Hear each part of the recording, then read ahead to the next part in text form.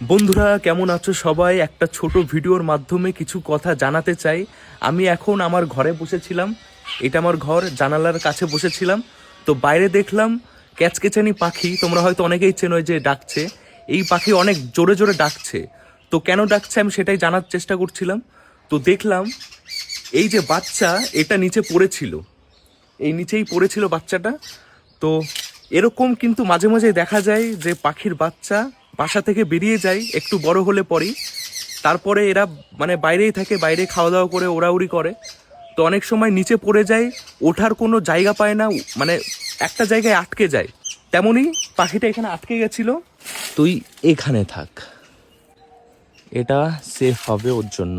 এরকমই যদি কোনো পাখির বাচ্চা রাস্তায় দেখো তাহলে অবশ্যই উঁচু কোনো জায়গায় রাখবে, যেন বিড়াল কুকুরে না ধরতে পারে। আমি ওটাই করলাম, উপরে রেখে দিলাম। এবার ওর মা সহজেই ওকে পাবে। ওই যে